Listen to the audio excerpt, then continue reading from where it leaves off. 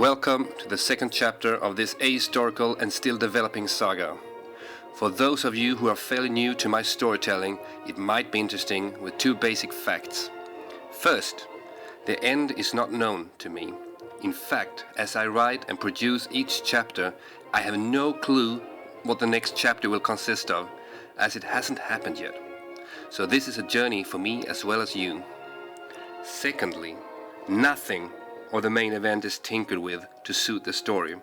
Our game group is very competitive, and the other side do not care a dime for this story in comparison to their own ambition to win. On the contrary, I think it spurs them to fight even harder to see me being crushed in public.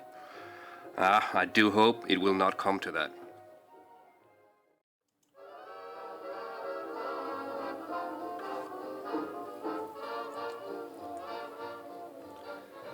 July 1939. Europe is a place full of political tension. Austria and the Czechs are engulfed by Germany. Italy and the Deuce seem to be siding with them. United Kingdom, France, Poland and Canada is bracing for impact. It's July the 2nd. It's summer. Europe is hot and dry. German forces have been massing by the Polish border. War seems inevitable. The Pole has backed away, focusing the defense around major cities such as Krakow, Lodz and Warsaw, hoping French and British counterattacks will break an eventual German attack. The Polish army is fairly strong, although not entirely up to speed with the technology and the doctrines. The British Expeditionary Force, consisting of 4 army corps, is already in France. An additional army corps is based in Dover, with a transport task force awaiting in port. This is a flexible force, ready to strike whenever it's suitable. It consists of some Polish expeditionary forces, as well as a brand new type of unit. Jesse was the oldest of the 3 Thorpe brothers. No doubt, he was the strongest and toughest. When their father died, Jesse being just a boy, he took on the role as defender of the family. In one of the poorer London suburbs, that meant fighting, ganging up, and sometimes stealing. And Jesse was a fighter, not shirking away from anything. That gave him a local fame and power within the gangs. Later, it brought him attention by the law. His mother would not have liked that at all, and Jesse tried to hide it best he could. When a fight over gang boundaries in 1938 ended up with a youngster getting killed, Jesse was arrested, suspected of manslaughter.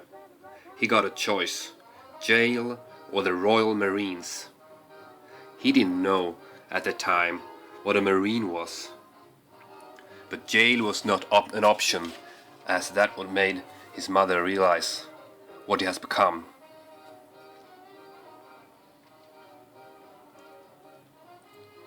At last, new bombs had been decided to better target buildings and infrastructure.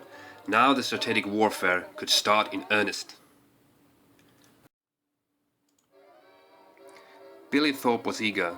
Only a few new bombs had arrived for field testing, and it would take time before they had refitted the planes for actual use. Still, field test was impressive. One day, Billy got a mail from his mother, Maisie Thorpe.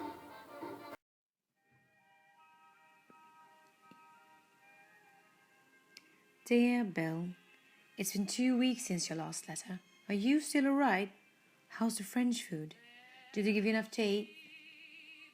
Bread's gone up several pennies. It's an outrage. Mary on the corner couldn't pay her rent and had to leave in disgrace. She was shattered. I don't know where she went, the gentle soul. Libby next door has started to work in an ammunition factory. A woman making ammunition? It's unheard of. I care for her 2 children in the afternoons and get free dinners at Libby. I feel ashamed, but I can't afford meat. Jesse has disappeared. He usually comes by every week, but now he's gone. Have you heard anything of his whereabouts?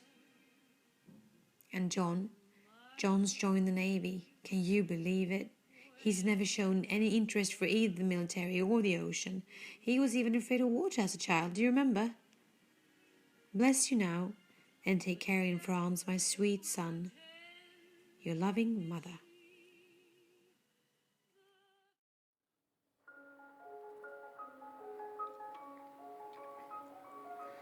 Billy thought it was strange about Johnny joining the Navy.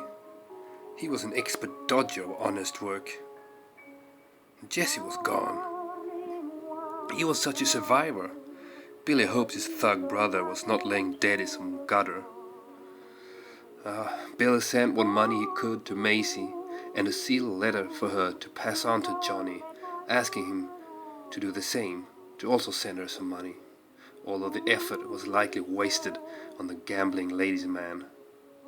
But war seemed to draw near. He could not dwell upon the family too much. He suspected he needed all the attention soon, only to stay alive. Good evening, boys and girls, and welcome to another session of Carnage. This is Captain Easy.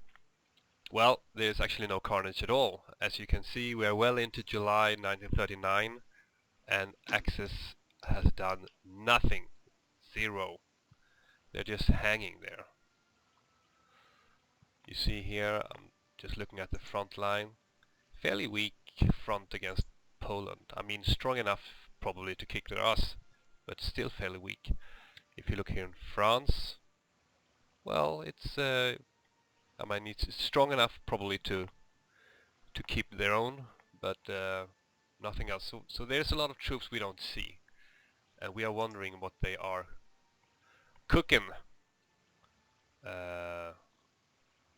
So I mean, one thing we are afraid about is a possibility that they are doing a joint thing with Italy, striking here in southern France, or possibly something through Switzerland. So the France has been covering up.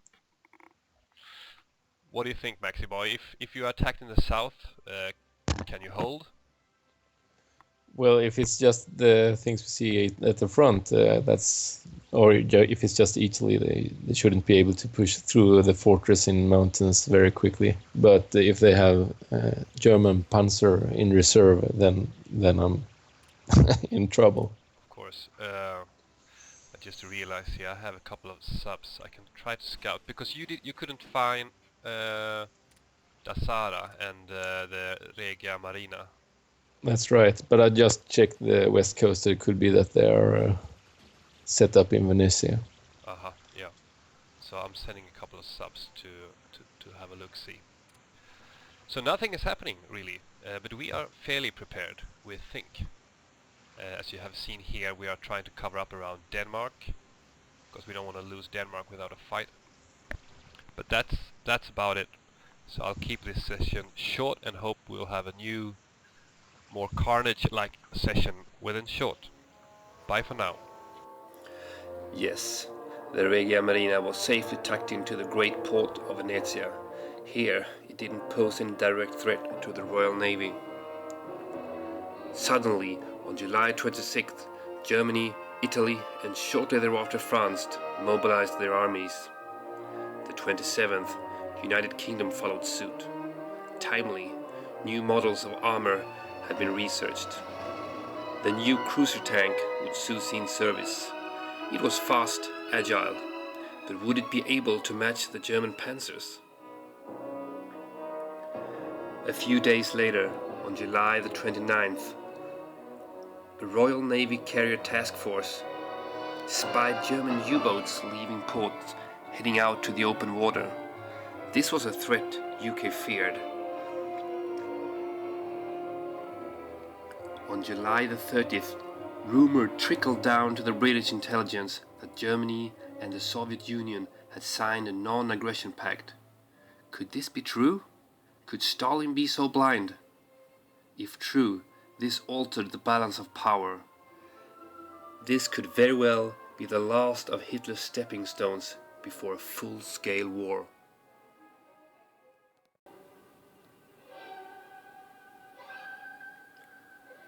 Hitler did not wait. One day later, on July 31st, 1939, Germany attacked Poland after giving them a peace option they could not possibly agree to.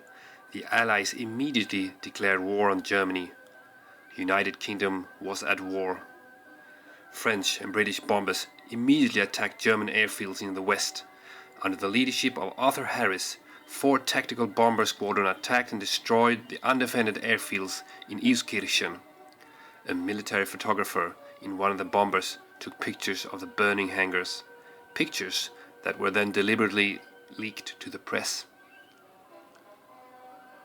On the same day, July 31st, the first day of the war, Cyril Newell's strategical bombers attacked the vast airfield in Stuttgart. It was done without fighter cover, as the Hurricanes lacked the range. The mission turned out disastrous when the huge bombers flew into a swarm of Messerschmitts. A few airfields were hit, but the bombers took severe losses and the mission was cancelled. In August the 1st, British and German fighters met for the first time in a series of furious clashes over the skies of Euskirchen. They seemed evenly matched. It was, however, painfully obvious that the Luftwaffe was very strong in the west, making it costly for the Allies to carry out their plan to destroy the German airfields. With the war now being a reality, it was time for total economical mobilization. It would mean harsher times for the British civilians, but it was a necessity. United Kingdom would reach victory at any cost.